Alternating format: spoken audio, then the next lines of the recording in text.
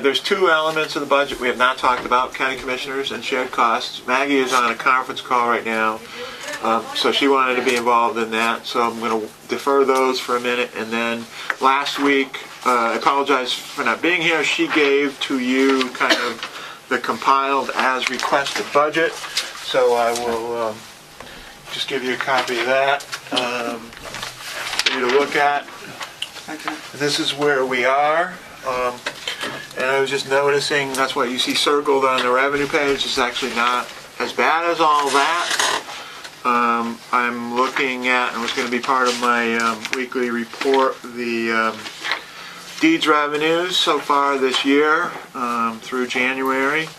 And we're actually in pretty decent shape. We're ahead of last year, and we're actually ahead of what the budget called for this year. So I think for next year on the Registry of Deeds tax, that top circle number, the 7075, I think I'll be able to move that to maybe 7.5 for next year, so there's some room there. And on the Registry of Deeds business revenue, the one under the department revenue, the 2.8, it looks like I'll be able to move that to at least probably 3.2. So we'll be in pretty decent shape in terms of closing that budget gap, the 1276 that you see on the bottom of the expenditure page. The rest of it then will be closed by, I'll have to go through the requested budget, cut some things back. I think there were two major areas that we had significant budget new requests in. Those were cooperative extension and IT. And so next week I'll bring those and any other new requests back for you guys to review. We'll have to build in the looks like we'll have to build in some money for the building inspector piece. How excited are we about that? I'm very excited. I think it's a good opportunity. We'll see how it goes. I think it's a signature issue. This is if It represents what we've been talking about. and the good news, Paul's got some money, so thank you, Paul. So he'll fund some of it, so that helps. Well, you're not coming empty-handed. Right, and this what it is. Then you have a body, and then when you go to the town administrators and say, listen, you know, you have to commit to it next year, which that's fine. We can do that. You can say we have this service, and a lot of people I think will at least start taking advantage of it for vacation fill-in. And if you can kind of get them comfortable with the notion of doing it that way, then they're more willing to maybe the year after say, you know what, well, I needed a half position, why don't you fill it somehow? We'll do it that way. Absolutely. So we'll try it. We'll see how it works. Yeah, and we'll see how it fits in, if there's any benefit over the commission. You know, there's... Well, they can use it for the DRI stuff. Yeah. I think that makes a lot of sense. I think the lead stuff, that makes a lot of sense. And It makes a lot of sense. We can use some of the energy efficiency money to pay maybe a piece of it.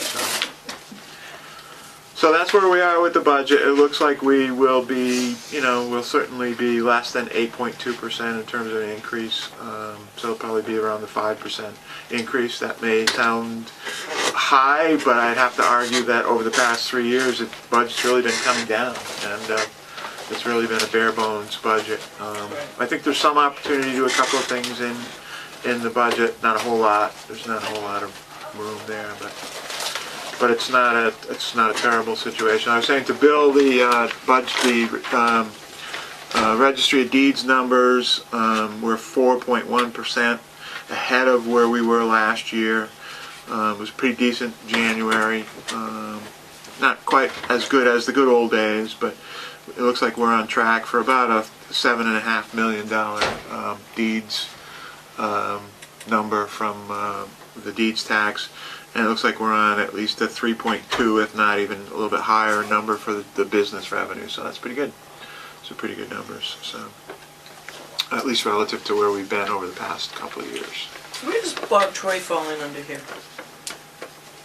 Actually, he's gonna. You mean in terms of his budget? Yeah. He's in the shared costs number. We have a line. And actually, why don't I give that to you now? I know Maggie wants to participate in the discussion. You haven't seen that at all. This is the shared cost number. Where did I put it? Here it is. The biggest. Well, let me hand them out. Then we can talk about it.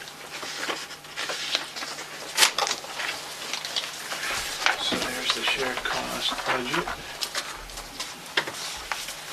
And what for you, Bill? You had handed this out before, I did. No, this one you haven't seen at all. So this, I think it was scheduled for weeks and weeks and weeks ago. We just got deferred or got pushed aside or whatever happened to it, so.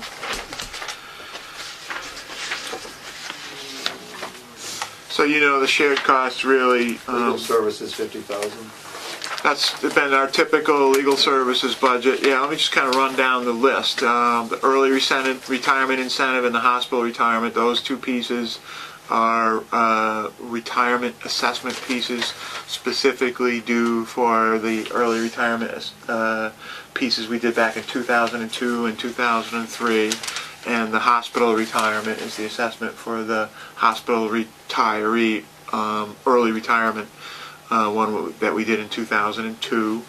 Medicare is to pay for any unanticipated Medicare contribution costs at $5,000. The large number, the $1,068,000, that's for health insurance, dental insurance, life insurance for our retirees, including the hospital retirees.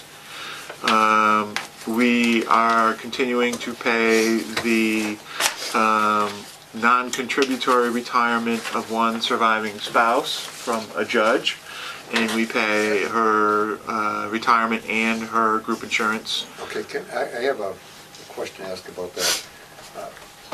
In the case of spouses that are participating in the let's say the defined, I guess that's the defined benefit piece of that we have as a pension plan. Yeah, so that one I think how to explain it. When they instituted the retirement laws, the judges were non-contributory. They were just covered. So that continued after the retirement system that you have now was put into place. So the counties were required to pay the pension and the health insurance for those non-contributory judges and their spouses. And that's what So we're my doing. question is, did the judge, before he passed, did he have to make an election for continuing his spouse on the pension system? I believe that in that case, the statute made it automatic.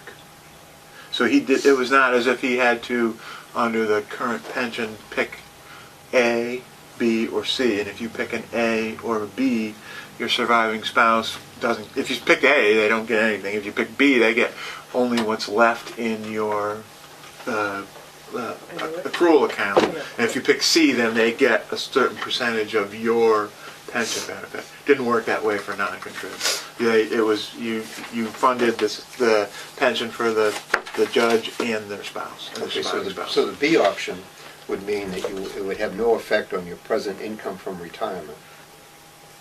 Under the non-contribs, it has Right. nothing to do with the A, B, or C. Under the system that you And work the under, employees have superannuation, now, right. right? If you select B and you choose a certain, you get your pension.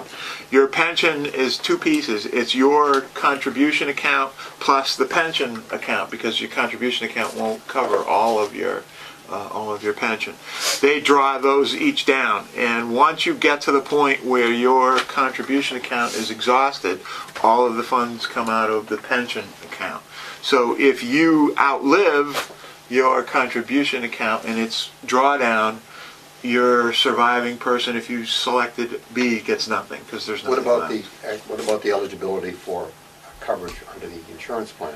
That's a one-time selection for a retiree, that they get to pick that they wish to be on your health insurance plan as a retiree. They can choose not to be. But do they choose that at the time of the time of retirement. at retirement? So Yeah. your spouse chooses that, or you choose that? The individual retiring chooses that. Okay. And that's independent of the participation in the pension, right? No, in order to participate in the health insurance, you have to retire. No, I get that. Yeah. Okay. And you have to choose it at retirement. And you have to can't choose wait. it. Yeah. just And I'm not, I think it's, I'm not Okay. following your question, all right. your line of question. You have one part of the pension that says that you can, just elect to, not, just to take the pension money and do nothing. In other words, retire and collect a pension. There's another part that says to me, you collect the pension and you want to continue on the insurance coverage, and you want your, let's say, your wife to continue with you. Now, let me You know, distinguish. I think you should have this conversation Maybe. outside the meeting. Okay. Yes. Now, I many, mean, no Yeah, this is- disrespect. I would but just think- add though, Bill, one Yeah. thing, There's nothing- many units don't offer spousal coverage. They only offer coverage, Right. I shouldn't say many, some units don't I offer. guess that my real frame of the question is, how much exposure do we have because of that particular element? That's all. So don't- That's covered in your GASB 45 calculation. Okay. There's an actuarial rate, assume that these people take it, these people's surviving spouse will get that coverage. Okay, thank you. So that's the non-contrib piece. Our workers' comp liability, such as it is, comes out of here. That's the $55,000 figure. That's for the premium. That is for the premium, yes. Yep. All right, It's now- not to pay, No, because It's we not are to pay now under, I'm individuals, glad it's you to pay- reminded me, because we're now under Maya's full workers' comp coverage. Okay, so Maya is the one that supplies the coverage? Yeah, it's like an insurance policy. Yeah, so we We pay pay a 55. premium, We just pay a which is what the 55 will cover. Hopefully, there'll be some leftovers, and there was this year. And you And get some then we credits send and them, rewards we get and all that credits, we good get stuff. rewards. And anytime anyone has a claim, Maya pays the claim. Okay. We Now, don't have to. In other groups that I've been involved with, like the Housing Authority, we investigated whether or not the workman's comp programs that were offered by other entities had more benefit to us. And is that something that is worth looking at in terms of what the premium is? Well, we did that when we looked at remember, let's go back. So a year ago, before the sheriff left, we were self-insured for workers' comp. That means we paid the claims. We did have an excess coverage Yes. policy, but basically that didn't kick in until you incurred about $500,000 worth of claims. So it was really catastrophic coverage if something had happened to a number of people. And that premium alone was $40,000. So we decided to look at, after the sheriff left, going to a full insurance coverage because we thought we could save money. And we looked at the Maya program, and it made sense to go with Maya because everything else that we have in terms of insurance was with Maya. But we also did look at I think it's the Mega program. But because we're with Maya, with everything else, it made a lot of sense to go with the Maya. Their premium and their quote was the best. It was very reasonable, and we decided to go with Maya. and with the sheriff not there, you don't have that huge added premium. Yeah, Because of exactly. the work they do, it costs far more money to insure correctional officers and yeah. DPW workers and police and fire That's than right. it The does claim level is much higher. regular administrative employees, which is pretty much what we are now. So that does tend to keep the premium down. Yeah. So then you have our audit service, the $50,000. That's for the auditor. $50,000 that we budget for legal services, and we've been pretty. The auditor is paid for by us, but it serves the assembly. It's done under the auspices of the Assembly of Delegates. That's right. The But audit it is in our budget. It's covered. on. Well, it's it's in the count. This is the shared cost budget because it's for the Is entire it reflected at all in their budget? No. Back to just workers' comp, that Yeah. covers the commission, the Cape Cod Commission. Yeah, it too, comes right? to everybody under the county. Yeah, under the county's umbrella. Legal services, educational employees and professional development, $15,000. Now, is legal services, is that just a straight, like, cost? I mean, This or particular one really covers It's just- county council. So anytime Bob is that has a one, is that like a payment for all legal services, or does he bill us? he bills us on an hourly On an hourly basis basis. for, and he separates it out into the various tasks that he's doing.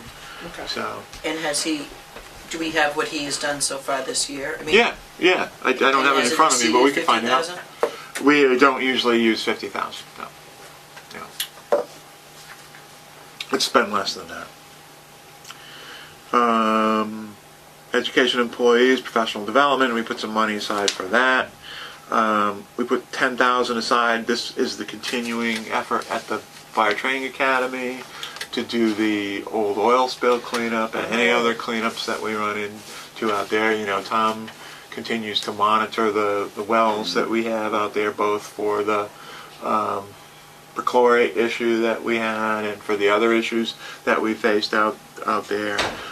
We've had recently good news on the perchlorate. It's below the memorandum of understanding threshold that we had with the town of Barnstable, so we're getting to the point where I think we've started the clock ticking on turning over the lease for the generator out there to run the wells. So that's good news. We've been below. We have to be below the threshold for 6 straight months. So we've started that clock ticking. So Finally. yeah, but that's been a long process. So we still did budget $10,000 for next year for that. Yeah, but I think the important thing for people to hear is that we did step up to take responsibility for that. To clean it up. Yeah. Advertising is for any advertising we have to do here, either for positions or for requests for proposals or for any types of procurements that we're doing. Printing and copying, a small amount, miscellaneous contractual for other things that may come up during the year. On the copying, is that the leases for the machine?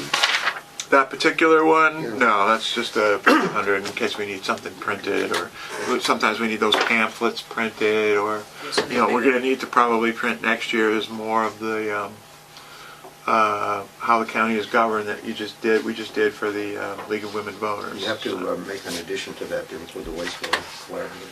Oh, okay.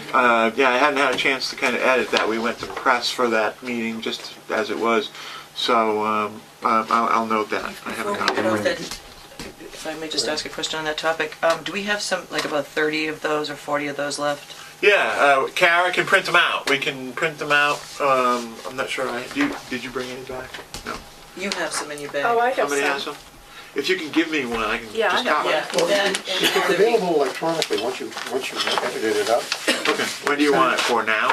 no, we need it next Wednesday. Oh, yeah, okay. Okay, if you We'll- send it we'll to edit. us, if you were able to... Kara can edit it. We put and it then put it together. on, available electronically, we could just download it for people. I think it's on a Photoshop. I think it's on Photoshop software.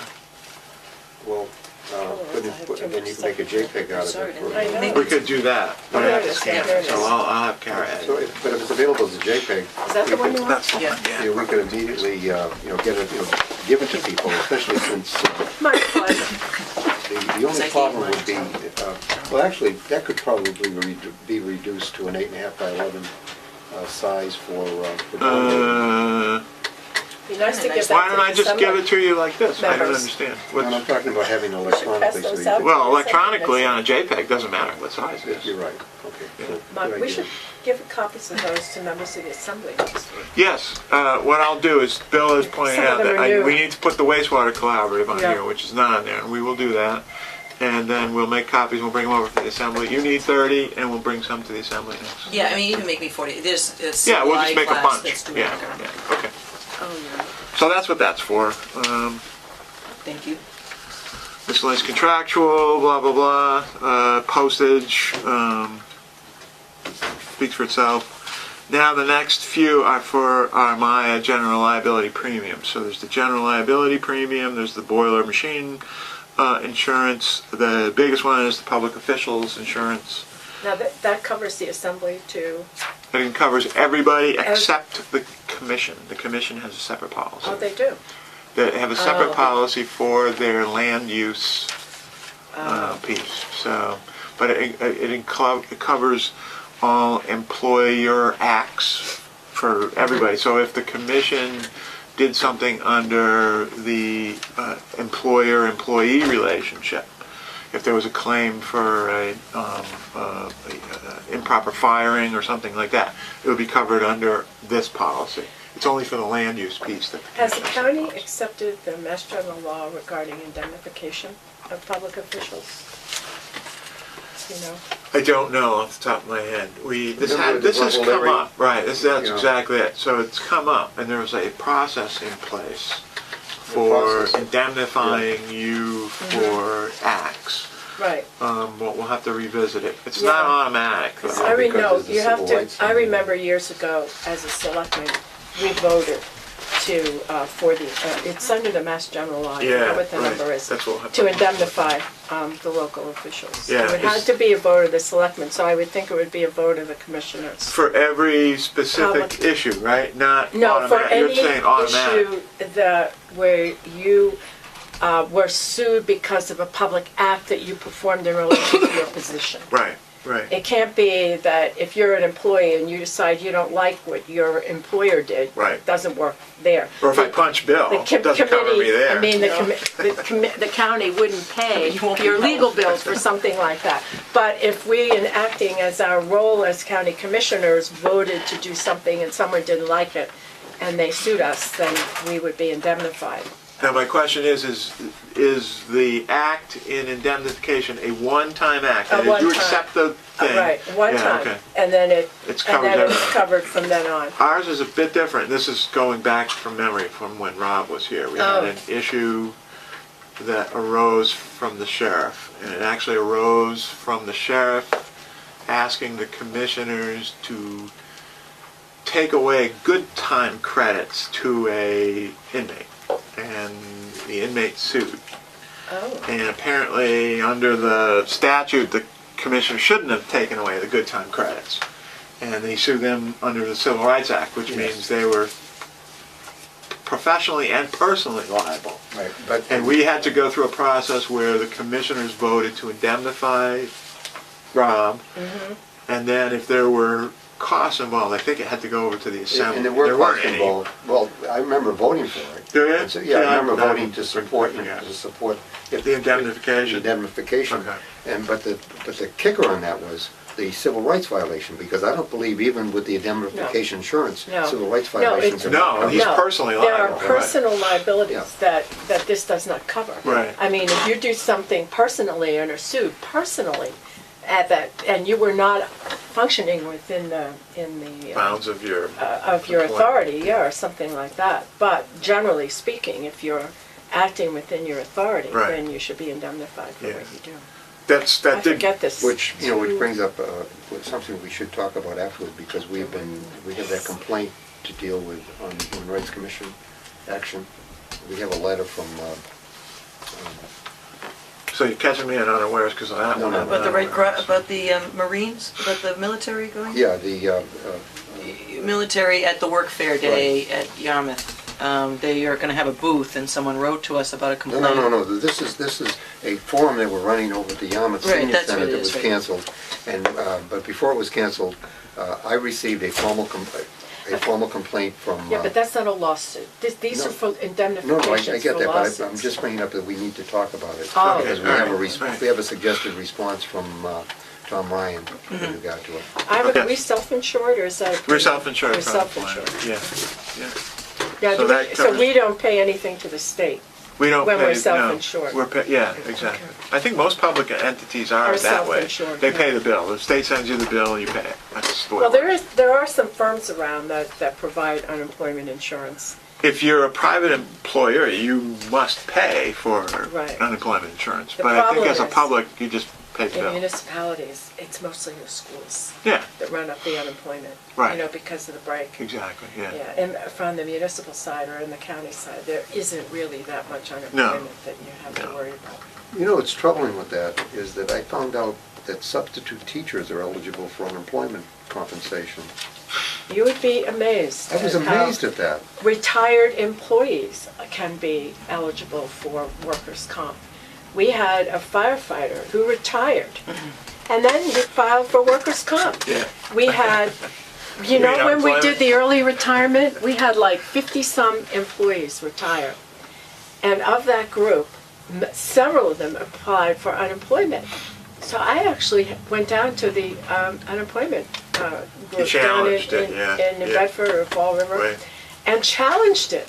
and they were all awarded unemployment, Right. even though they voluntarily retired. I thought Yeah. it was bizarre, Yeah, but it happened. we've had situations where people have resigned, and then Mhm. they've claimed unemployment, Yeah. and then we challenged it, but usually that's, you don't usually win. They usually get unemployment. They usually get it, yeah. Then there's 5,000 in there for the smart guide. Yep. And then miscellaneous charges, obligations to cover whatever comes up during the year. There is $5,000 in there for computers or printers and the shared cost piece in case something comes up, either for yourself or anything else at the county. And then on the next page, it covers unpaid bills. There's $4,000 for unpaid bills that come up after June 30th from this year that people have not, for whatever reason, remembered to put together an encumbrance for. So then there is some debt payment, principal and interest for county debt. We're going to have to issue some county debt this fiscal year. The first debt payment will come up next year. There's some money in there for the salary reserve, although it's substantially less than last year because last year, as you remember, included the kind of make whole payment for people who had missed their step. We don't need that this year. When are the contracts up? The bargaining agreements? There's two. The facilities union we extended for 3 years, so we are in the first of that 3 years. So 12, 13. It'll be up at the end of 2013. So there aren't any up this And coming then year? the registry is actually opening negotiations now for 2012. Oh. They extended 1 But- year.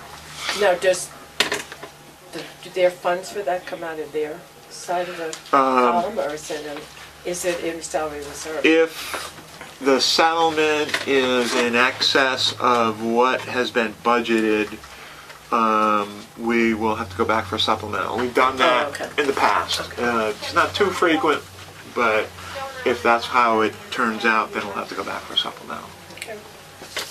And then there's two pieces of the reserve fund and the capital reserve that I've funded $25,000 each so far.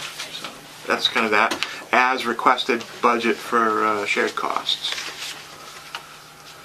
So, I mean, it's not a whole lot of excitement there. The only thing I'd comment on is I believe that health insurance line is a 10% increase.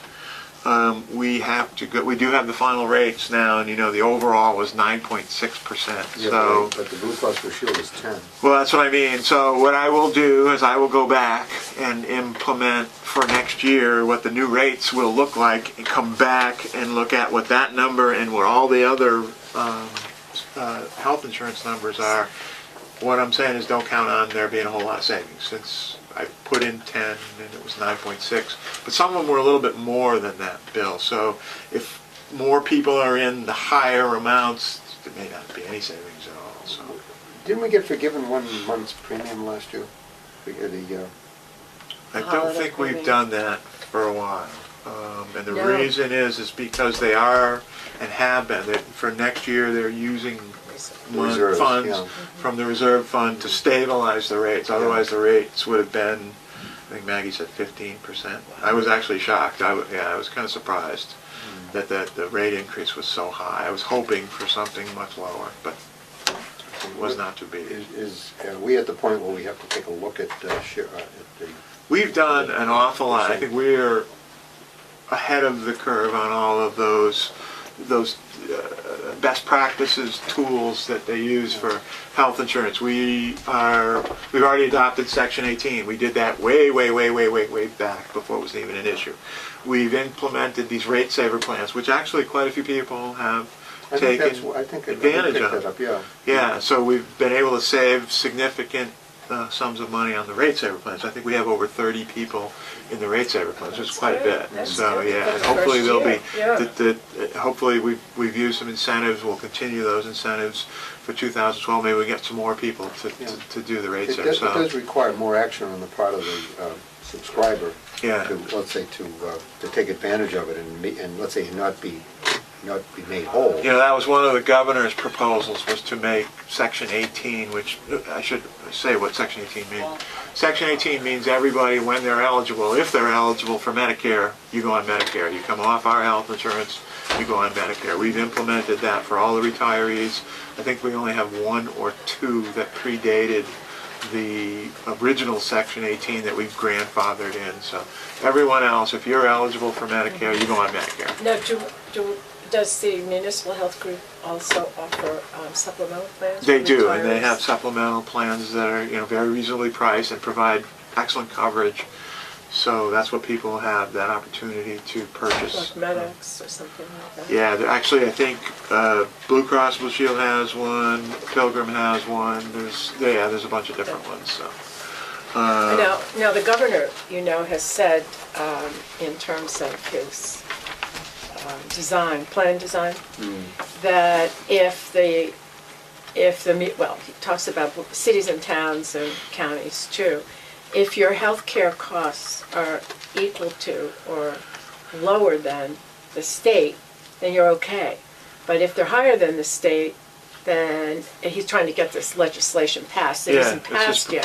But if it were passed, which who knows if it will or not, then that whatever entity that is would be required to join the state insurance. The GIC, yeah. Yeah, GIC. I so think no. it uses the phrase actuarially equivalent. Right. I think that's Yeah, what I saw it yesterday. Yeah, Debbie had given it to actuarially us. equivalent, that's the term. So I believe that the Cape Cod Municipal Health Group believes their plans are actuarially equivalent.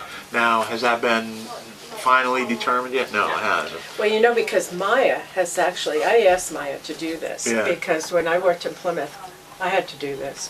I had to find out how close we were to the cost of the GIC. So we set up, in working with a consultant, our formula so that we could determine whether or not we were actually, because Plymouth is self-insured. Right. So whether or not our plans were actuarially equivalent. So I said to Maya, with all the cities and towns that are part of Maya's health insurance program, you ought to come up with a tool that you can offer to municipality, who are part of the group, where they could do that. And they did. They developed a tool excellent. to determine whether or not any city or town who wanted to, whether or not they were actuarially So you can equivalent. plug in certain things. Plug in and- certain things, yeah. So it's something to think about. Now, the Cape Cod Municipal Health Group uses Group Benefit Strategies as kind of the coordinator.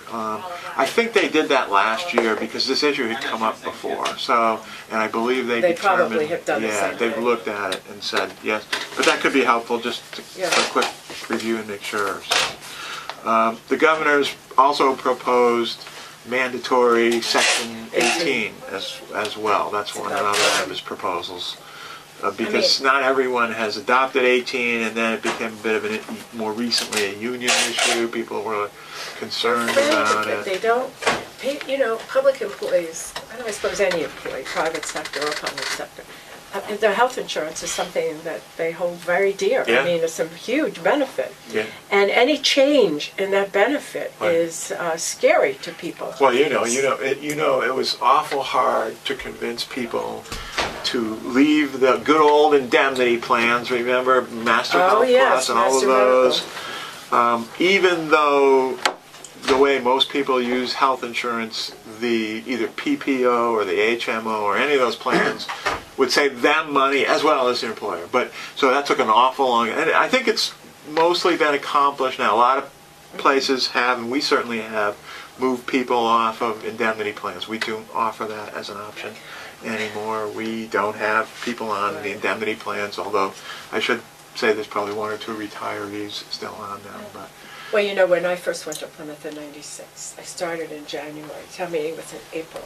And the town manager said to me, you have to go to town meeting. And we have an article on the warrant for town meeting to vote to adopt Section 18.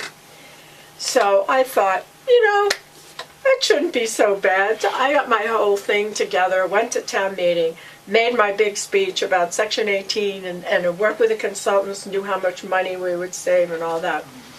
3 retired school teachers who had just enormously valuable reputations in the town got up and spoke against it. The whole thing went right down. That was the end of it. It was gone. It was Yeah. done. It went And it to was three- like, It takes us oh three. my It God. went All to it takes three is town one. meetings in Harwich without being passed. It took, well, one more town meeting after meeting for 2 years with the retirees. And I was like a pariah. Who are you to come Yeah, in exactly. here What are you taking and take away all by- this away You from us? flatland foreigner from across the bridge. I So know. you have to give one of your predecessor boards, and it was before my time, credit, because they adopted Section 18 pretty much right out of Yes. I thought that We was before have, that, that's right? what I'm saying. No, One I of think I the did. early commissioner boards just adopted it, boom. So it's like I thought we- Vicky and Rob and Probably read John by Doe Rob or and Vicky, something. yeah. So. Actually, I thought that was something that happened when I got on board. No, it was a long time ago that they did. So. Maybe what happened, Bill, was Pat we grabbed were, credit for that one, Bill. it kind of got adopted and then never officially implemented. So we got when it, I yeah, came 2 years in, later. we started looking at that and like, wait a minute, how come all those people are now on Medicare? So we, Maybe it was on the assembly. Yeah. Maybe it came over there. yeah, so. Yeah. So that's the So shared that's- cost that's budget, pretty interesting, yeah. kind of, sort of is what it is, I guess. Okay, so there's not really too much on this. This is something that is kind of a piece of boilerplate in a way. Yeah, it sort of is what it is, yeah, I mean, Can I ask a question? When Yeah. we have these, excuse me, reserve fund, yeah. what is that? In the budget, and when it's adopted, there are 2 clauses at the very end where you can utilize these reserve funds. You have to go to the assembly, and basically if I needed money to pay for something that came up during the fiscal year and it was an operating charge, salary or anything, I could go to the assembly and ask them to transfer some or all of that $25,000 into whatever other line item in the budget that I needed that thing for.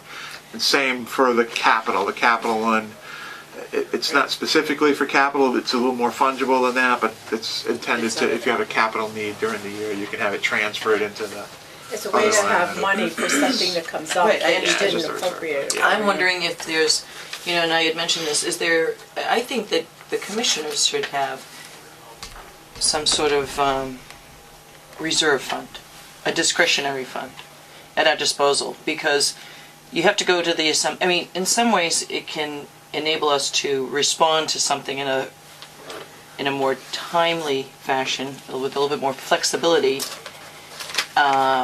agility, Could you if give we us an had that example? money. Could you give us an example of how? All right, well, say we, the review we want to do. We're going to have an internal review and we're having a department review. So say we want to do that, we come to a decision, this is something that we are going to go forward with. And what money do we have in our discretionary budget to pay for that? Or if we wanted to sponsor or help sponsor, say, a symposium or, that we felt was a very important thing. For instance, for this ad hoc committee, in retrospect, and what I would recommend in any committee going forward, that there be some kind of paid consultant to guide this. Not only guide it, but to gather the information. These are things that we're going to need money for. I'm not saying, but I think that if we have that available, we don't have to wait for 2 weeks to go before an assembly, have them wait another 2 weeks. We can respond to these things with a little bit more timely fashion. Would we be able to do that, spend money out of a fund like that without going to the assembly? well, let's I mean, we'd turn still to, report okay, to so the here's assembly. the commissioner's budget. Let's just take a look at the Okay. commissioner's budget. I just want to be careful how I answer the question on I know. camera, you know what I mean? Right. It's kind of, Yeah, it's not it's not all those derogatory terms, and it would be No, accountable. We I- would be reporting on it. It's not that we're going to keep it Right. a secret. It's just that we have access to it and know. yeah, I mean, I think It's an old issue because I remember Rob O'Leary bringing it up. it is an old issue, you're absolutely right. And Rob had very good reasons for doing it. Right. And I remember voting against it, but that was in the past. But you wouldn't do Well, that now, Bill. that's sort of what I was going to say, I know. what Bill said. You feel know like- how the assembly, I think part of it is how bold do you want to be in terms of your requests, and you see we don't have a whole lot of money anyway, so we've gone over there with kind of these general requests before, that the regionalization one was a good example. There was some others. think we And still should. Human Services was the issue, of the year several boards back, where we would put in $500,000 for a grant program for Human Services, but we didn't specify what it was going to go for. And boom, boom, out that goes. And so they're reluctant, I think, to kind of give these kind of broad generalization appropriations without more specificity. That seems to be the practice over there. However, so let's look at the commissioner's budget. If you wanted to put some money in, I would suggest you put it in professional and technical services, because that's really what it is. You're going to hire a consultant, you're going to hire a firm to look at something, you're going to do this, that, or the other thing. We could put some money in there. They will ask, well, how come it went from 25 to 50 or whatever number you pick? But that's what you say, and then, then they'll either do something about it or they won't do something about it. So. Well, as Like we we go, had way to do the it. county service, that had a specific line item. It was a specific task that we Task. knew what we were going to So do. this way we could add another 25 into professional technical services. Yeah, and I Because think there may be that's- some things we may want to do as a result of this assessment. absolutely, I think that there will be. And that's if we good want to enough, have a yeah. real concrete result come out of this and have something going forward, Good because. thing. So those are those things that, Good idea. yeah, I mean, I went to you and I said, is there any money that we could have to have someone come in on this committee? And at the time, we really didn't. So in the future, if, in a case like this, I think it would be good to have. Well, I think you bring up a useful point in that if we decide on doing something and you want to avoid, let's say, having to go through a process where you have to debate whether or not it's useful, when we've decided among ourselves that it is Right. useful to go ahead, and having, some amount, would be important to have. And I think that putting it under professional services probably would cover, because usually those amounts are relatively protected. We've never got a real argument about that. It's only Not when so we much. split them off and identified them as being separate and apart, because it sounds like, and this is why I voted against it, by the way, it sounded like Rob O'Leary's personal slush fund. Right. Because he said he wanted to have money to give grants and to be able to disperse things. No, Right. I think this is things that would come up that are really relevant to the county. Exactly. It isn't money to give away to anybody. No. It's money to help us. Because the way I got this email. I decided to become a member of ICMA, International City Management Association. Yes, thank you. Because they have wonderful programs. And because I happen to know the vice president of the Northeast region, Heather Harper. So I thought this would be good. So now I get a lot of emails from ICMA. And they're having a conference on leadership. Right. Their next regional workshop is in Portland, Maine. In fact, Paul Seeloff was talking about it this morning. I said, interesting that you should mention it, because there are two speakers, and they're on leadership, and I happen to buy the book. Each of them have written a book. One is called The Dance of Leadership, and I can't remember what the other one is, but I ordered both of them. And what they're talking about designing the future. And because the result of our organizational assessment is we're going to be involved in designing, to Our a future. certain extent, a long-range plan, designing the future of the county. Right. So how did I get on this topic? Oh, because I thought it would be a good idea to attend this. It's only like a 2-day conference in Portland sometime in, I forget, I think it was April, April. May. I think it's in April. Yeah, I The just snow's got that gone thing by the other now. day. Huh? I think the snow's gone by then.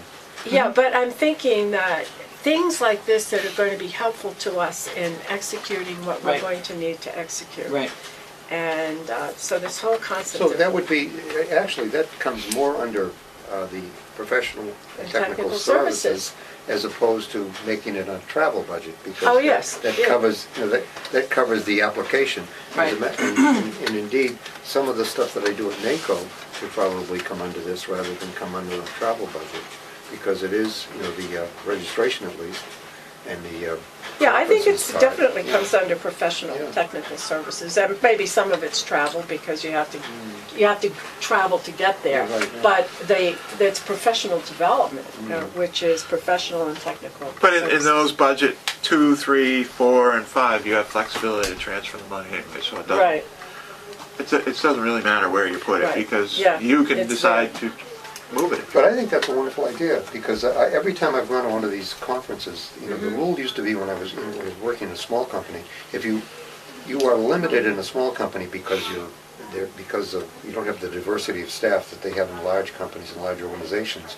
And just for going to one of these conferences and talking to people that have a similar responsibility, that sort of, what I'd call, enlightens and enhances your understanding of what, you know, of what's going on here, in what I would call a relatively non-intrusive and non-threatening way. Because if you come away with one good idea that we can apply, then, you know, then the time that you spend, which is probably the most expensive part, the time that you spend in it, Right. it makes it worthwhile. And, you know, even like the American Planning Conference I went to last year, now you'd think that's all for planners. Well, it was a lot of government officials there, and it was one of the most informative, enlightening conferences I went to, because it was about planning for the future. How are we, you know, doing land use and those sort of things, and that's all of the things that we're involved in.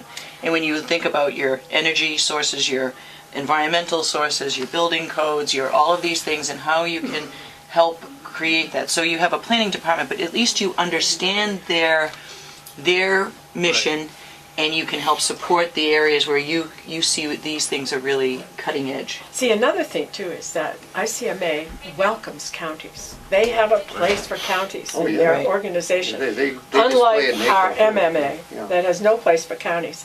And I honestly think, my prediction is that in the future, as we talk about regionalization, and not just here in Barnstable County, but all the other towns that are trying to share services and all that, Right. they're going to wish and rue the day they never did away with the counties. Oh, absolutely. I think they already do. Because there could have been really, really successful regional partnerships if the counties had stayed in Yeah. existence. They weren't functioning right, so instead of So they- fixing them, they got rid They of them. threw them out. That's only happened in Massachusetts. Well, I Right. But the umbrella organization that we provide is exactly the model that we keep hearing, that they want these regional programs to go forward. And indeed, when the governor was talking about, regional programs, he was describing something that looked an awful lot like us. Yeah, Yeah. right, exactly. The other thing I noticed here is the Arts Foundation. Arts Foundation, yeah. You know, they've asked for 45. Okay, all right. No, I I didn't thought it know was that. 50. Yes. I mean, no, you're right, they asked for For 50. 50. 50. Yeah, but we're not, Well, You I was put in gonna for 25? suggest- I was going to suggest 45. I wasn't gonna raise it. You weren't? No. I don't think that we had 30,000 last year. No, No, 25. yeah, 30 less. Yeah, This 30 current last year year. was 30. 25 has been the standard amount. I think our reasoning last year hadn't gone up in a long time. Yeah, I think that's what I think Right. it was, yeah. Up 5. Well, he made his whole presentation, Kevin. By the way, I re-saw that on television. It was excellent. I mean, it was really, I know. seeing it the second time, and the nice thing about it was, after Maggie Van Scriber and her very thorough presentation, I was looking to be disappointed, but I wasn't. I thought he was very tight, on target, and he made a very good pitch. Well, I was at the strategic planning workshop that they had last Friday, and it was all morning. And almost every member of the board attended, and Kevin put it together, and he was the facilitator as well as the executive director. We met for, 3 hours. And it was really very well put together in terms of moving this forward. And we're also putting in committees that make sense, like a governance committee, which I ended up chairing. Are you a board member? Yeah, You yeah. should be She's the careful. board from here. Huh? You should be careful. What? Yeah. I'm just talking about. Oh, you're She's the our commissioner. appointee. I'm the commissioner's Oh, okay. Never mind. representative. All right. No, I'm Okay. not, I'm there because Okay. I'm a All right. commissioner. Okay. But I also think that we should consider this because we have designated them as the arts, As a department, and just to give you as the history, count, when we first designated representing them, the county. they came on board on the basis of they just wanted recognition. That over time, Right. over time it's evolved where we have supported them because their sources of funding have dried up.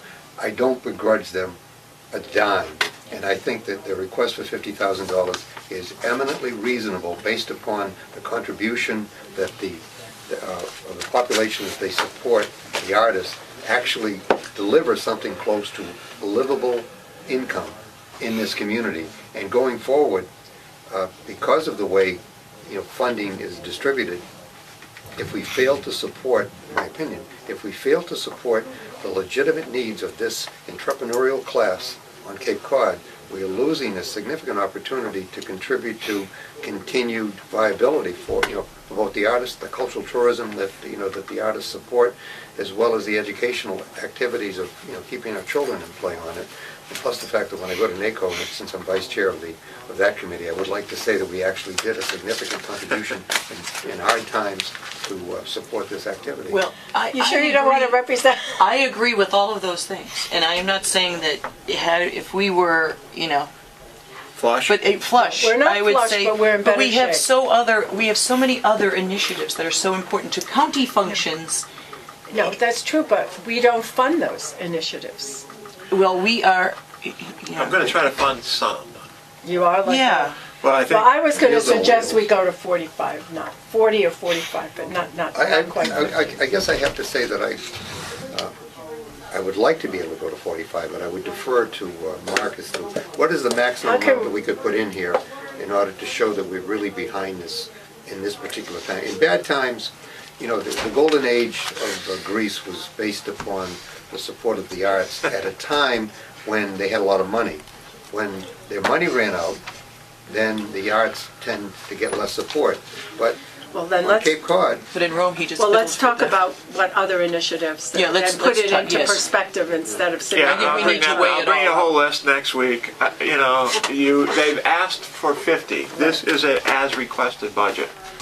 What's that? We'll put the 50 in and we'll start. And then we'll with that. see. We'll Right. work from there. Okay. okay, but I'd like to do everything we could because that actually is supporting. I'm with You you. hear the tendency I'm- of the board that you I'm- want it to be more than 30. I think that at least is there. Then Workforce Investment Board is in here. That's Yep. for the Orleans site. That's county money, not Yep. EDC money. Right. And then retirement, group insurance, and Medicare costs. Well, I think that, for what it's worth, the Orleans, Office for, for the WIB is one of the more visible evidence that the county actually supports job creation. So what I'm doing is 25 additional in the professional and technical. We'll start with 50 on the Arts Foundation, and we'll see where we go. And with where's that. workforce? It's just under the Arts Foundation, 15. Workforce Investment Board. Yeah. Oh, yeah, okay. That's They've the- never asked for more than that, have they? We certainly did. Did you? Absolutely. How come they didn't this We- year? Well, the present representative hasn't been hit up by David Oh. D'Agostino yet for it, but Have- in speaking, yeah. but speaking for David, $25,000 is not an unreasonable amount for them, let's say, for them to have in order to provide the services down there. That barely covers the rent for, for the But I think office. but we also have to look at the human services budget too. Yes. Because they've asked for some increases. They which- have. Which we Human have, rights especially. has and asked human for rights some. as Well, well. human yeah. rights, the human service. Beth has taken on a lot there, and Yeah. she's never asked for anything. No, Since No, she's but been here, the so- best thing too is that she works with all of the other human services organizations She's very in a real effective. partnership. And she provides resources to them as she can, and Yeah. I think that's great, because they are sharing among themselves instead of each one, asking for something different. Right. I think that's the most incredible structure that she has put together, because it helps the organizations, which in turn helps their mission. So I think she's done a Yeah, great and job. with again, that. the sort of like the bones were there, Yeah. but she actually understood her role in there and Right. was able to Exactly. carry that out, and it's been very effective I agree. without. I tell you, if people were received their merit, their increases based on merit, She'd be at the top of the list. she'd be at the top of the Yeah, yeah, list. she's- She really I would. just want to mention one I hope other you're issue listening. because it keeps resurfacing. And Pat, this is dear and dear to your heart. In the facilities budget this year, we do have about 30. I know that. 30. For the rest area, Yeah, $36,000 for the rest area. Doherty Memorial. and And the of course, EDCs contribute. want Felicia it in keeps gold saying, if it no, were that should be 36." 15, half as much. And I'm like, Okay, but where's the other half gonna come from? So. Speaking of facilities, they've got to start plowing out Pat's parking. I heard you say that, Bill, and I will tell John, and John's very responsive. Oh, I'm in Yeah. a no parking zone today, by the way. Yeah, okay. So You we'll better tell clean you all up, the try to get you authorities. cleaned out and try to prevent you from being plowed under next time. Okay. But that's kind of a recurring issue between EDC and us. And I think our position, at least my position, is where else am I gonna, we all agree we wanna keep it open. Where else are we gonna pay for it with? And you Yeah, know, I mean, people have got to come to the table on that. They all have to. They're all screaming about it, but no one's dropped off a check. to Well, you know, contribute to I this wonder to what me would yet. happen if it closed. Would anything be done? We did threaten to close it. Well, the state is never going to take No, we it. did threaten to close it once, and then they all showed up. I know. Well, I would Well, maybe maybe not. because now you know 25, the 25 rest area is closed most of the time. I should be cautious. I said they're only open seasonally, where they used to be open all the time. I know. And I think that's going to be shrinking and shrinking. We'll see. Right? We'll see this year if they open on Memorial Day, the 25. I don't know. They closed awful early last year. I think that if I remember correctly, they were open for Labor Day, and that was it. After that, the little blinking sign went up saying rest area closed, and it's closed. You can't even. I don't even No. think you can drive up there now. But see, I don't think the chamber paid for that, totally. Yeah, The exactly. Cape Cod I know. Chamber. Yes, they did. That was the They Canal are Chamber, losing their wasn't it? state That was the funds. Cape Cod Canal. No, Oh, the Cape Cod Chamber, Wendy. yeah, right, They right. that came out of their budget, but they've, I think they've seen a decrease in state funds. Well, So a thing I'm to not ask sure. about, since it's coming out of EDC money, is why don't we ask the Cape Cod Chamber of Commerce, who receives 40% of the EDC money, to make a contribution in. Well, I for think that? that's the theory, is to match what we're paying. So, I think we need to send a letter to the Cape Cod Chamber, Okay. asking them that the EDC from their license plate Right. money, from the county license plate money, is supporting it at this amount of dollars. Okay. And we would appreciate. I'll dust off last year's letter. Yeah. Dust off last year's letter and But not to say, the LC3 since you are no group, but longer to the funding. Chamber of Commerce group, because Yeah, they get the Chamber of money. Commerce group, Because right. the LC3 is looking for a piece of the license plate money. Yeah. And might actually use that, their contribution as justification for them getting access to that money. I don't think so. I don't think they would use their funds, so, you're talking about the Route 25 place, right? No, actually, I'm talking about the one in the Army, Oh, the one that we're paying for, I don't know, which is actually in Barnstable, by the way. right. All right, so we will do that and see if we can try to Squeeze fund some that. money out of the chamber. Good luck with that. Yeah. All you can do is What ask. you ask for. Yeah, all you can do is ask. So so now you've covered, I think, all of the elements of the budget. So now what I need to do can we is talk about, Sure. why does the EDC have a budget? they don't. They don't know. They don't have any budget. Well, right now they have. What do they have? You have approved the funding for the advertising, the 30, and then you approve the grant piece. There are, right now, Dave and Felicia and Joanne and I are in a bit of a back and forth over what actually is left to spend. And part of why I raised this is on Alicia's calculation, she figures 15 for the rest area. And on my calculation, I figure 35, Oh, no, 756. no, they've already voted 15, the EDC. I know, so. I know. So, Yeah, but well, I'm- that's nice, but you guys ultimately get to say. That's so, right, and they know that. So that's one of these discrepancies that we have in our bottom line. But so. they keep saying they have to have, that you're telling them that they need a budget. But there's no line items for them. I mean, there's no real No, they don't budget. need- They just know, they just get notified how much money is has come in from the license Yeah, plates, right? from my perspective, it's not an issue because, but I think where we are now is the last piece is they want to make some grant awards or do a grant program. And the question is, how much do they have to do in that grant program? Right. So that's the question right now. That's the only how I envision this is they come to you either before the start of the fiscal year or after. It really doesn't matter. and this is, we all agree this is how much money they have to spend. You guys approve it. This so much for the marketing program, this so much for the grant program, boom, we're all done. It's just getting to the point where we all agree how much they have to spend. So it This is the seems to me, question. when they want to do a grant cycle, they should just contact you and say, how much money is there They now have. in the budget for us to do a grant cycle?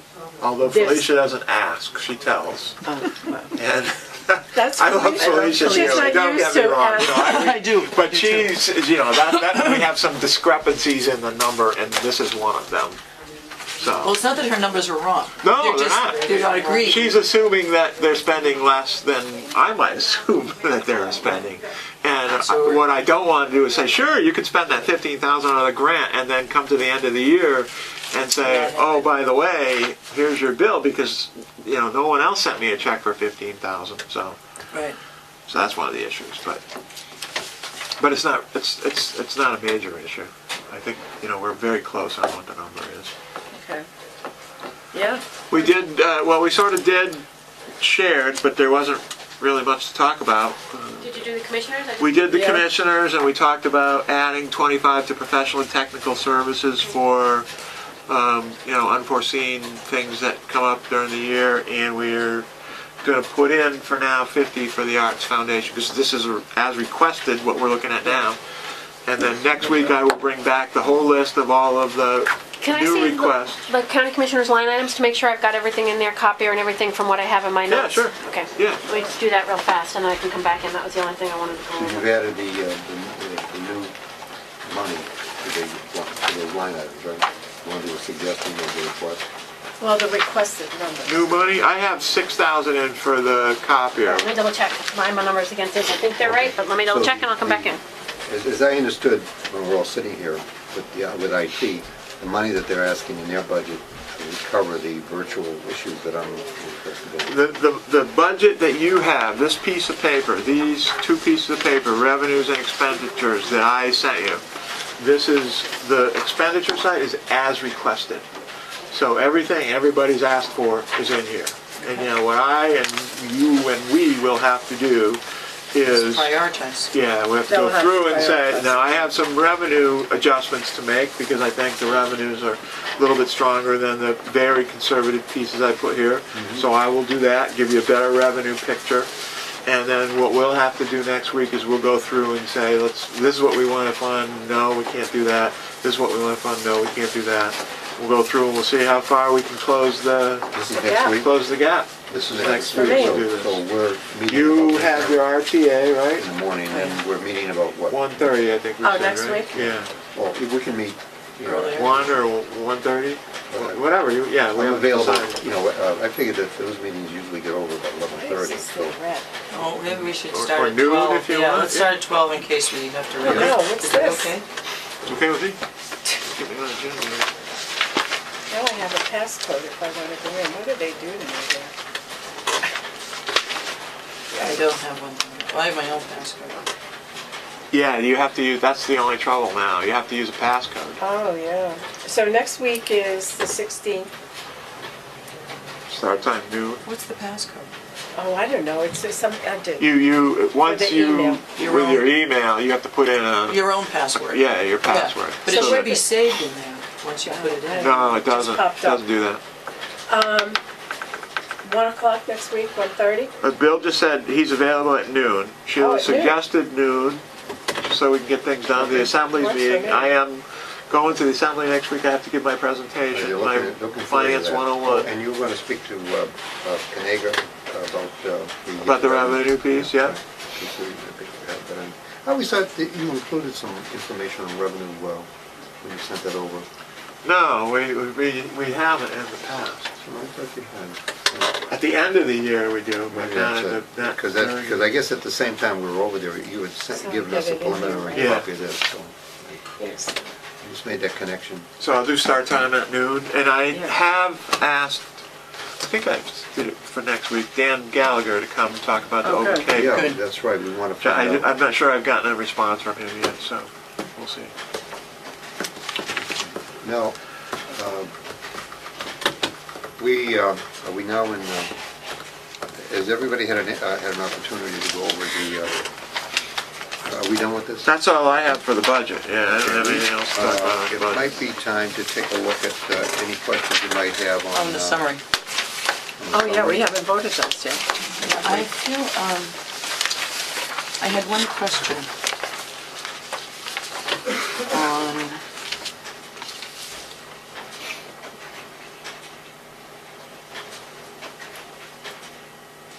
Oh, is the CVC, number 8, is it the CVC that's paying for that, or is it the Cape Light Compact that's paying for that? The wind turbine sound study. It's not us, Bill, so it must be the commission.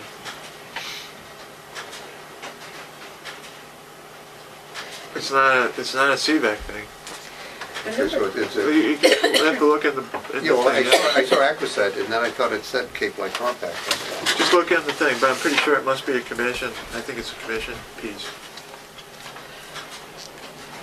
Which one? Turbine, The Assen Tech Technical Consultants, number 8. Oh, number 8. yeah. yes, okay, so, Oh. Oh, that would be further back here, I would think. so this is from the compact? Well, that's No, I on- think it's from the commission, because I think the commission's doing their work on the... Oh, yeah. Oh, their and they studies want to and do stuff, something yeah. on sound? Yeah, well, I believe it's so. part of It's their not- regs. It's not ours. Okay, It's not CVAC. yeah, it's part of their At putting least together it's their not regs. something that I remember unless we've already done it. No, that's, If it was CVAC, we wouldn't be asking you guys to. No, I know. Right. You're right. Okay, this Cotuit Solar submitted by the Cape Cod Commission for That's Dan not- Dre. Yeah, that's in here, Clean Energy Training Program. And there's, It would be just before that, Bill, try like 3 before that, if these are in order. Usually they're Town of fairly Orleans is ordered. $20,000 for services. Yeah, Here it is, Exeter, got it, 4,900. And indeed, it is from the Cape Cod Commission. yeah. Okay. And they're going to do a sound study? I think it's technical advice about the whole But they're putting their Yeah. regs together and The regs. zone, you know, the 3,000 Because feet buffer zone they're talking They had about. in their packet for the hearing a sound study that was done in Ontario. And I read it from cover to cover, and I thought that Ontario did a really good job on that. Because based on what I hear on the Upper Cape about sound, none of it corresponds to any of the studies. No, that you read. yeah. So I've- what was the outcome of the Ontario study? I mean, was Well- it, did it say that there were no, Yeah. no harmful effects and, Yeah, essentially. yeah, okay. I wanted to ask about number 9. The marine site for coastal embayment pond studies. Is those TMDLs? Yeah, those are our, that's Who the would money, they- isn't that through the wastewater? Yeah, that's under the wastewater budget. Yeah, Oh. look and see. It's a request for them to support. I would have said it's some, not, We do those. I would have said that's the commission too. Well, actually, it's what Andy, at the Savannah Gottlieb. Yeah. Is it? Wastewater, yeah, that's what Yeah, it says on it. okay. Yeah.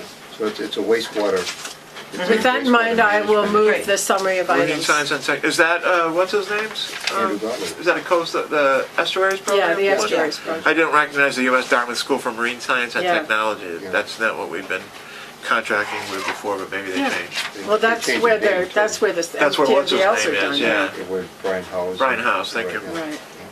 Okay, so are you moving these? I moved them already. Is there a Got a second? second. Okay, any further discussion? Hearing No. none, all in favor? Aye. Any opposed, any abstentions? It is a vote. Thank you very much. Okay, and, let's see, with regard to, our own reports, you have a report for, you want to give us your report first? I talked about one element, which was the revenue piece, and then I want to remind you that on February 28th, from 4 to 6 p.m. at Sandwich Town Hall in the Oh, auditorium. yes, right. There's the symposium applying public-private partnership in our communities, moderated by Senate President Murray. Right. So don't forget about that. I don't know if you've RSVP'd. I The have. seating What- is what limited. is that? Is February 28th. 4 to 6. Can't remember what day that is. It's a It's a Monday, Monday. yeah, private partnership sandwich, 4 o'clock. Oh, yeah, I think we're all signed up on that. And then the Children's Cove is having their legislative lunch and open house Yes. Friday, March 18th, noon to 2 Yep. at the Cove. At the Cove. At the Cove.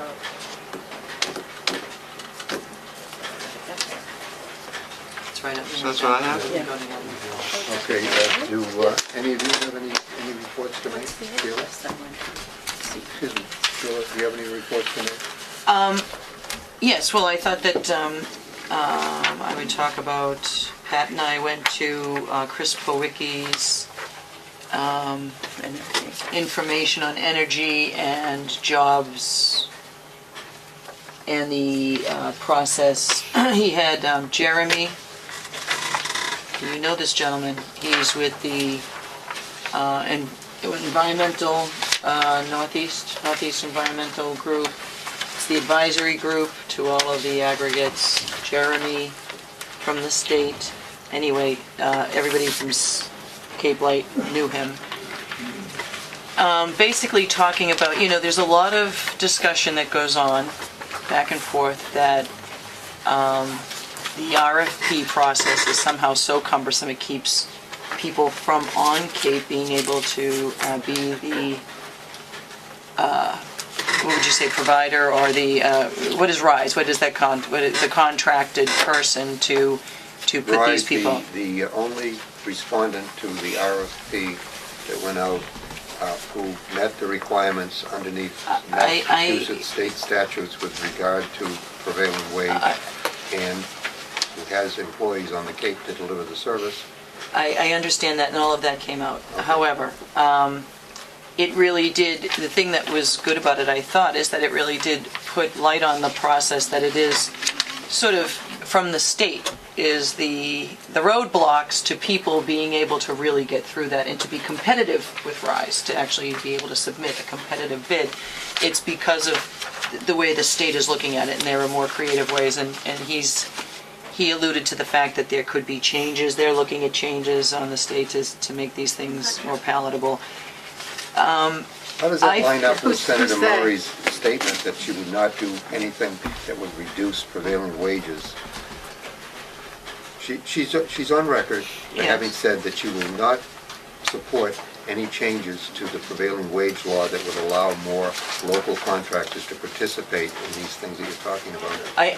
And that was all part of the discussion, and I don't think that anybody was there with big chips. I didn't get a feeling that there was people there trying to learn, and I think that they're realizing it's not just it's not something that we've chosen to do, that it's something that we're living with, and it's really the law or the application process, that sort of thing that we have to live with, has to be changed. We're going by the law and how it is stated.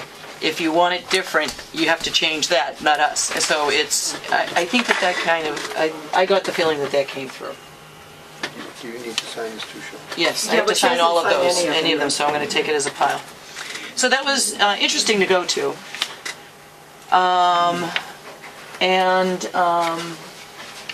Well, you're all aware that that document came out, and that document had to go out because it was being put out by a member of the committee. So I saw your email saying you would like to discuss that, have that come up before the commissioners, so we'll save it for then.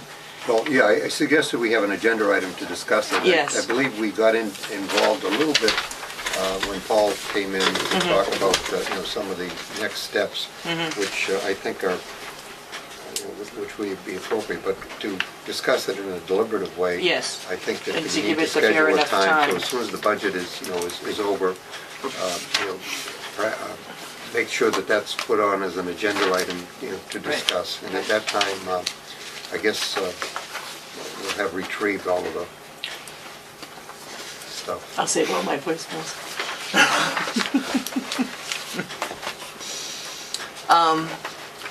Oh, there is a question on that, actually on the way coming in.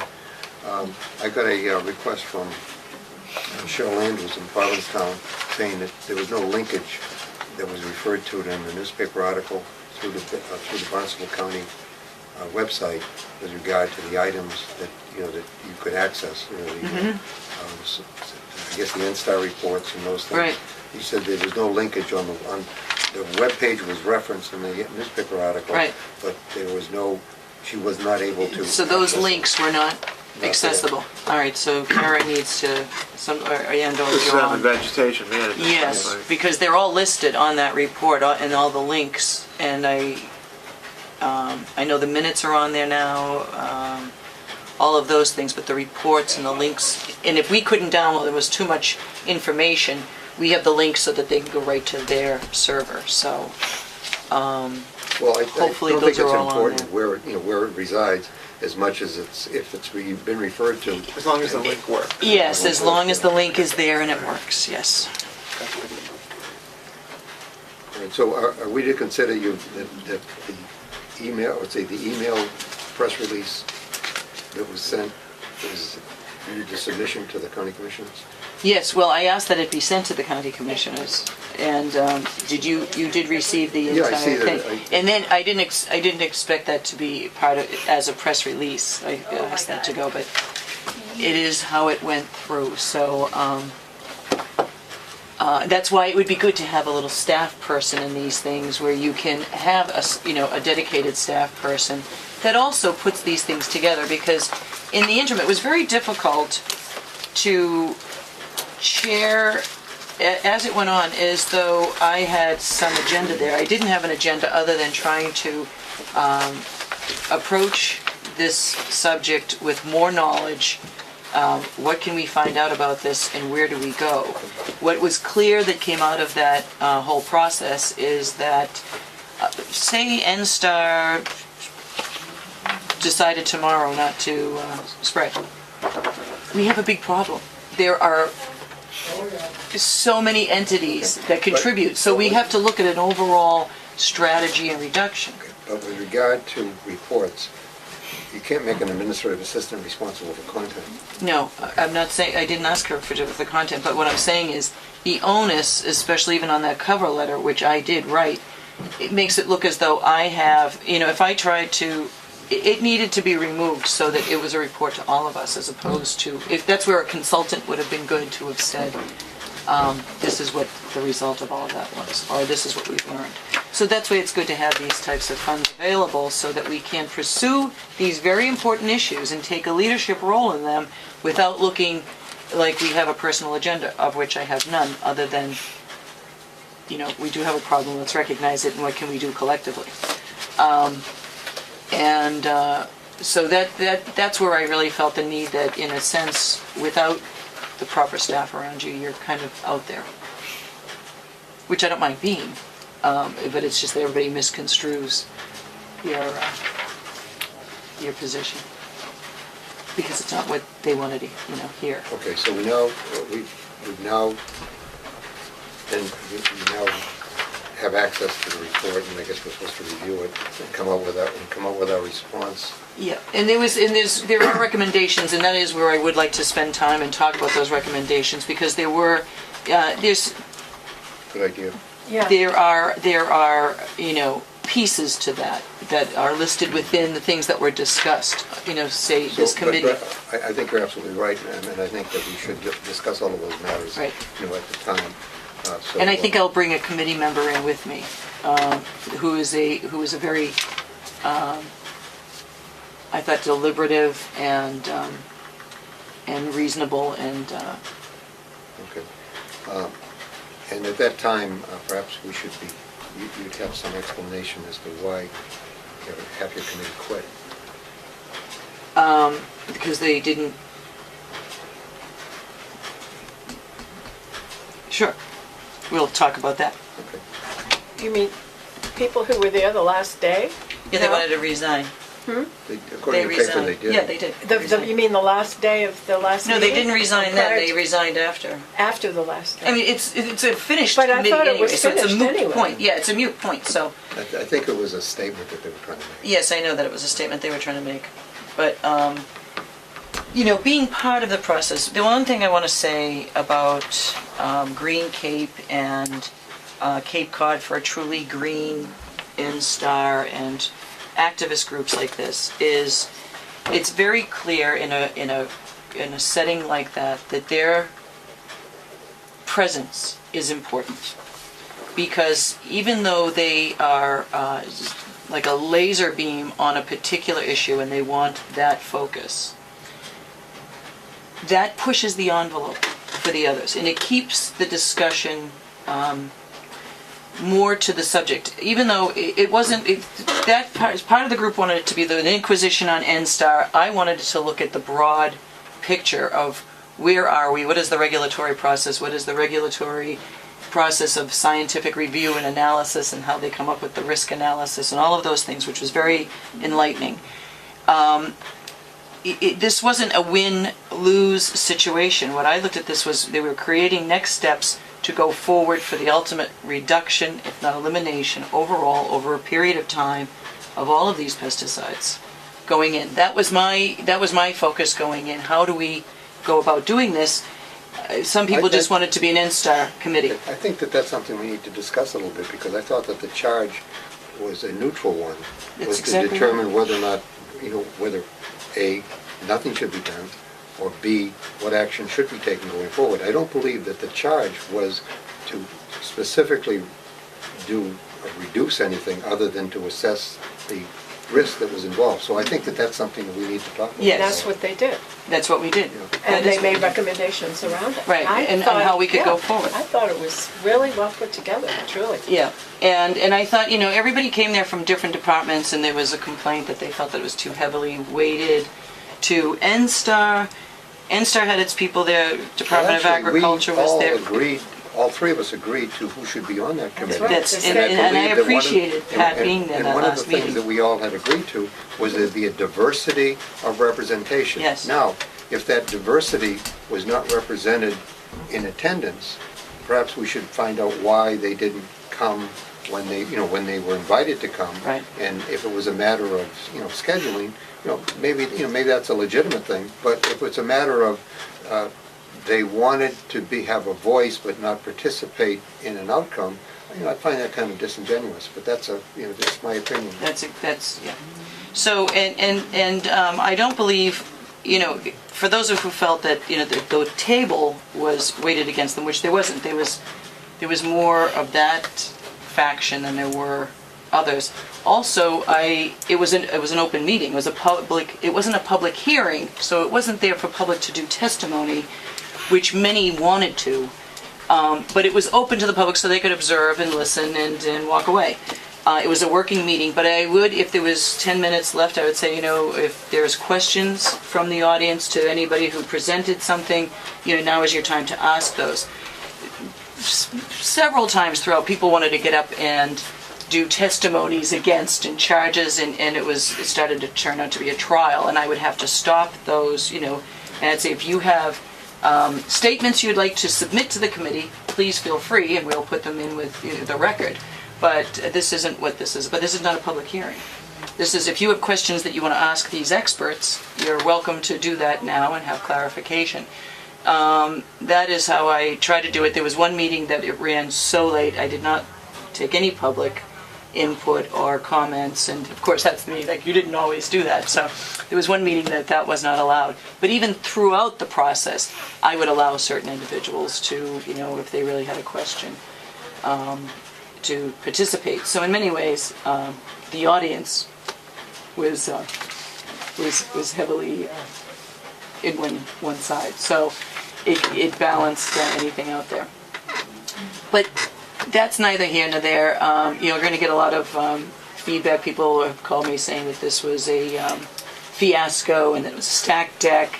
And that is what's being put out there because it didn't have a result that what people wanted. And Well, nobody said that to me. Has anybody said that to you? oh, well, these are calls I'm getting individually. Well, I mean, they could have written a letter and said, we disagree, or we think these things should have been considered, and maybe if there are people out there or organizations who think that other things should have been considered, they can always send us a letter and tell us Right. that. Well, one of the things was that this woman from Eastham kept saying, well, there wasn't anybody from the health. There wasn't anybody there to speak about Was health. that doctor from Emerald? Yeah, there was a Physician? doctor there that spoke about toxicity. I mean, we're being exposed to all kinds of Well, things. He wasn't just Well, thinking no, about I pesticides. didn't, I remember scanning the minutes, but I thought that his response were, that there were a lot of areas of, that deserved some more investigation, but at this time, there was no statistically significant evidence of, say, of risk Right. with regard to both the methodology and the material that was being used. I mean, that was a sense that I got out of the minutes. Absolutely. And I believe those minutes are, are on the, and I'm sure that if you're doing a summary of I'll look forward to seeing that, but I would assume that would be a reference in there. It is somewhat referenced. I mean, the document was voted on, and it became the document that was voted on, so there wasn't much room to change things. Even in the end, I wanted to change. There was a big uproar that they couldn't, once that meeting concluded, and we all agreed that, okay, the grammatical changes of this word instead of that word is going to be used because of the intent. And I said, well, these corrections are going to be changed. This is going to be the document. So everybody voted to say, okay, this was the document. Is our legal budget large enough to have a lawyer at these sorts of things? I don't think so. No, it's not. Because part of the problem with wordsmithing on resolutions is, what the intent of the framers is somewhat different than, let's say, than how they're interpreted. Right. And this was really sort of a first step education to see where do we want to go. What is the overall impact? And there's big impacts from many different entities, so there is cause to go forward and look at this if we want to address, make people conscious of it, do education, outreach, monitoring, so that we know what's in there. And as instruments become more sophisticated, even though we don't see it now, and that's the fear. Just because we don't see it doesn't mean it's not there. And so there's much talk about a precautionary principle, which is if to take that precaution, it's best to do nothing because we think that maybe some of that might harm us. All of those things were introduced, and so it's one of those. The other point I wanted to make is that there was a request for a vote to sign on with the towns, and somebody on the panel said, "Well, now you're asking us to get into politics." And what was this all about if it was not about politics? Well, hopefully, I mean, you were going to learn something. However, it became, political in the end. I mean, it's all about that. And I could see where this person was coming from, because you're dealing with people who have signed on from towns, they're elected officials, people come before them, they give this case, and they say, sure, there's nothing to vote against here. However, there's plenty, because you really have to look at their boards of health didn't necessarily sign on as easily, because they were saying, where is the evidence that this really is harmful? Today, when we talked to Paul, one of the things he suggested was that we sign on to a letter to go to our legislative delegation. Absolutely. Now, in order to facilitate that, I would like to ask if you'd give me the authority to sign that letter in order to make to move it forward. Well, I think we're all going to sign the letter, yeah. Okay. Well, I mean, Yeah. I hope that we do, but I wouldn't want it to be held up, if you know what I mean. So perhaps that when we all sign it, if we could agree. Well, what I was going to do is that Paul sends it to me and we put it on letterhead or whatever. Yeah. Then whoever I can find, I'll get them to sign. But if I can't find you, I'll just sign Yeah, on okay. your behalf. Good. Right. Then that would meet the need. That's because fine. I think there's a certain amount of immediacy Yeah, to that's get the out impression I got. to match. And I think that will be helpful, because I've talked to Senator Wolf, and he understands that is a need. We have talked to the legislators for quite a long time, and they just sort of kicked it off, saying, well, we need all of this study done, and that's not necessarily the case. Well, there's a can there. Is that going to take down the road? Yes. So, it's one thing to, Well, the big thing to me, after all of this is done, is are we coming up with something useful? Okay. I think so, and this has been, and there's a lot of discussion. We're even, I've talked to a lot to NSTAR in the last couple of weeks. I know that Paul has. And Well, it's a bigger issue. there's a much bigger issue going on here. It's a much bigger issue, because I think what this, for me, this is it's a part of the problem, and it's not the complete problem. Even Right. though it's 20 foot wide and 200 miles long, it's not the complete problem. Exactly. The complete problem is a comprehensive method or examination Right. of the responsibility of all of us to look at this and meet it in what I would call a way that meets what the Cape Cod Commission Act suggests, that we are doing nothing to harm the environment. Right. And that we're doing everything we can, to use my old campaign phrase, to protect what we have and make wise choices for what Yes, we need. yes, protect what we have and restore what we've lost and make sure we don't lose any more. All right, so we'll discuss. So we'll discuss that in By the more way, detail. that should be about the same time he'd come back with that recommendation on the changes to the comprehensive plan with regard to this issue, right? Because he said. Well, it said 2 weeks, 2 but the weeks, yeah. letter, he said he'd do it ASAP. No, I Yeah. know the letter today. Yeah. Right. But the other thing could, maybe we should have the discussion on response to the thing at the same time. In 2 weeks? 2 weeks. Yeah. Okay. That's the plan, I believe, Yeah, yeah. okay. That Okay. would be good. And in Is 2 that weeks, agreeable? yeah, and in 2 weeks I have to leave So at that's the 11. 23rd, so That's we'll the do it 23rd, first I thing in the have to leave morning, at we'll 11 start at 9, o'clock. yeah. Okay, all right. Did you have something there? Oh, I just wanted to mention that, Before you start, Mr. Chairman, I've got Okay. 2 minutes left on the table. oh, that's It's gonna take okay. more than that? I'm done. No, what, you know, you No, I mean, I think I got another hour here. Okay, I have more than 2 minutes. Okay. There are 2 items. All right, well, I just want- Just 30 seconds for, Go back in. Okay, I just wanted to mention this hearing that is before the Cape Cod Commission. It's from Hui, the Woodsall Oceanographic. They are planning to build a building called LOSOS, the LOSOS building. And that is the Laboratory for Ocean Sensors and Observing Systems. That's what LOSOS means. And what it is it's a laboratory where the scientists there will be able to operate the underwater robots from the laboratory.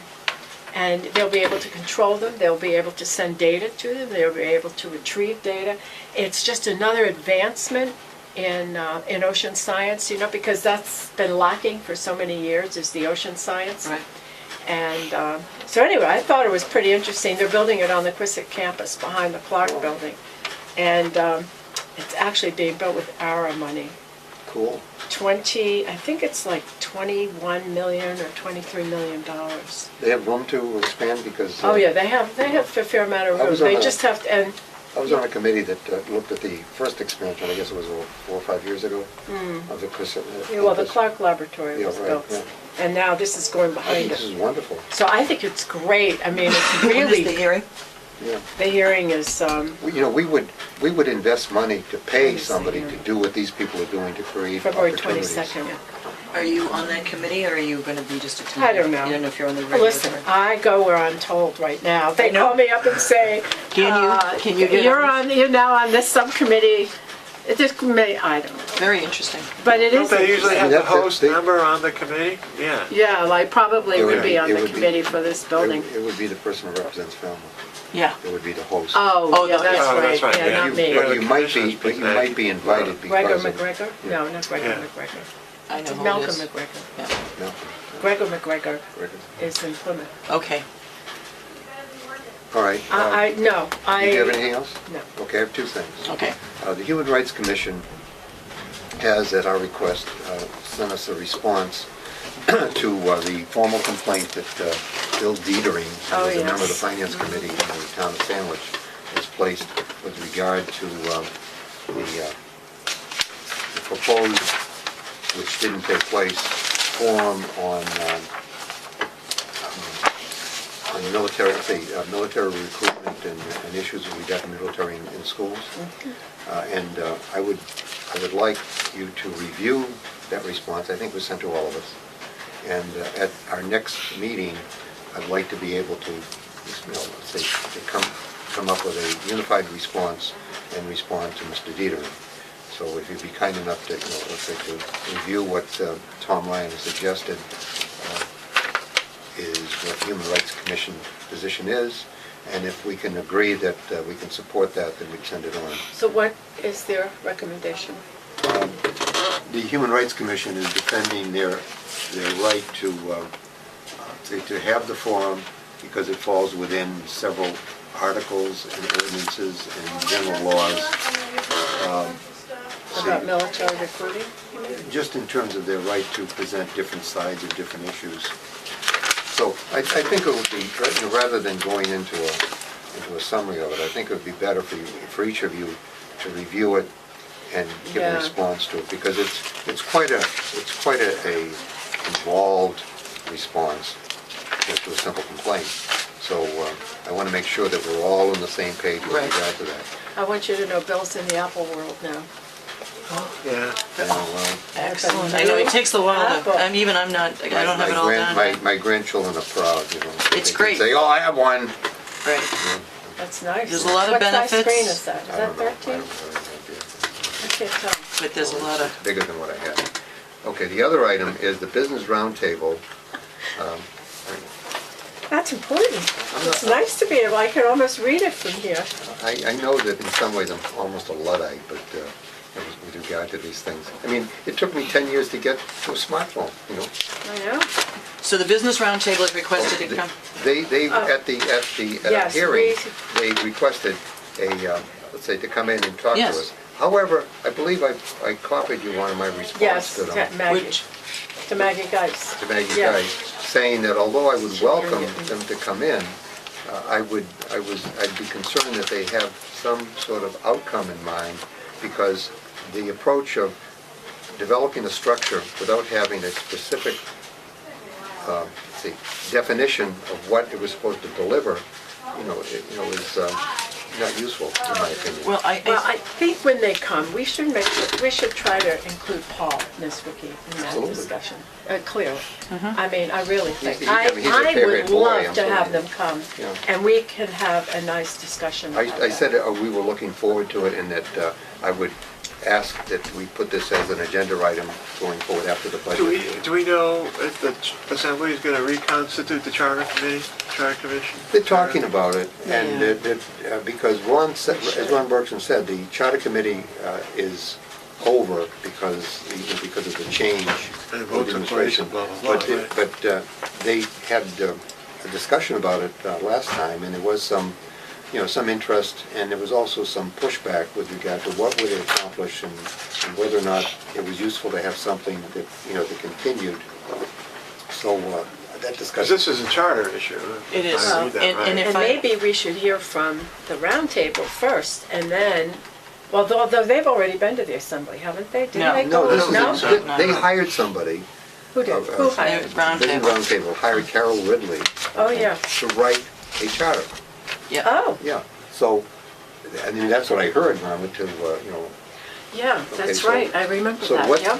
so at some point, they may even let us look at the charter that they've Well, written. I'm sure they so would, and we review could it. present that to the Assembly and say, here's a starting point. Well, we could do that Well, if we saw it. Well, if we like it. Yeah, I mean, But we have a that's- charter, so. Okay, but the point is that all of these discussions about charter, because I've been through several of them ad nauseam, there's not, my opinion is that if you know where you want to go, if you know where the treasure is, you can draw a map to get to the treasure, rather than putting together something that really looks wonderful, beautiful structure. It's like a car that looks great but doesn't go anyplace. Well, the reason I also mention this is because the charter has a process for dealing with changing the charter in it, and we've done that, and that's under the auspices of the Assembly. And so, it's fine to invite them in and hear them out and listen to what they have to say.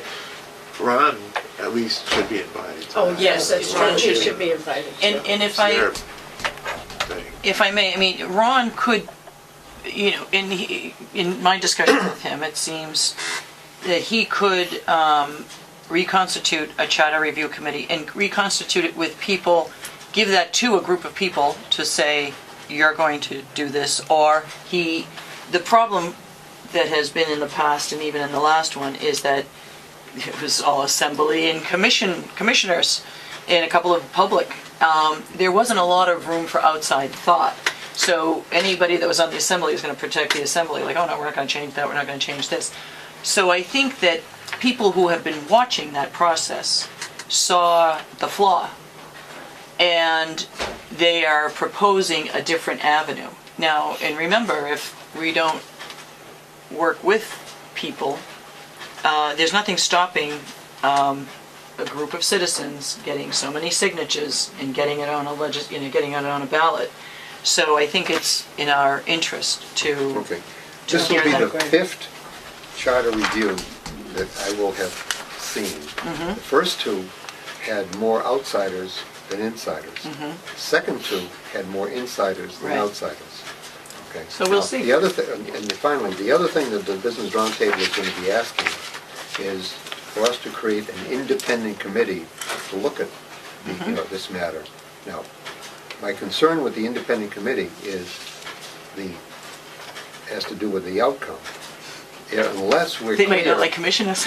No, unless they're clear as to what they have in mind, as far as the definition, let's say a goal and a reason, then creating a structure that that streamlines the operation isn't useful unless you have a definition of where you want to go. I Now, absolutely agree. Going back to you mentioned going to the leadership conference.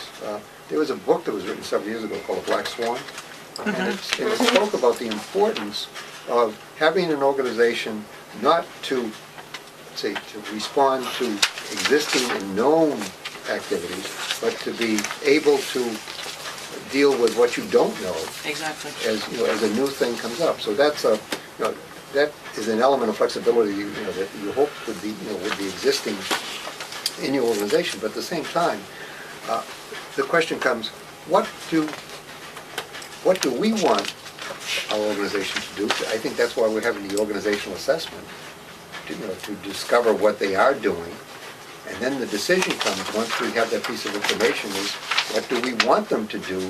What do we want us to be doing going forward? So that we have a clear definition. So Well, I perhaps think- all of these stars might align, but I would be reluctant to have a committee set up unless and until we knew what we thought we wanted going forward. Well, I think that's all the more reason for us to hear what they have to say, and we can go from there. Absolutely. And the other part is that it would be interesting because I have been active when the Business Roundtable was meeting on a regular basis, how they would get together and decide to invite people who had nothing to do with regional government to tell them how to run regional government. And it'd be interesting to see how they, as to whether or not they'd change their attitude on that. Because they'd be in the room and they'd be sort of talking over me about how the county commissioners should act or not act or something like that. And I, of course, I'd remind them that I was there, and I'd say they'd certainly look forward to that, especially since you want an operation to be performed by a group of people. Then perhaps you should ask a member of the group of people as to what to do. Well, okay. All right, so we've pretty much beat that one to death. Yes. Okay, so you're going to schedule... Yeah, we're dragging the dead horse with us. Set up a schedule for them. Get to Elliot Carr, who would be the... Yeah, I saw the email, yeah. Okay. Yeah. Okay, that's all I have for now. That's Excellent. it. All right, so Well, with that, we need a motion to adjourn. I will put forward a motion to adjourn. Second. Vote by rising. Yeah, all in favor, aye, aye, aye. All right, Good. thank you.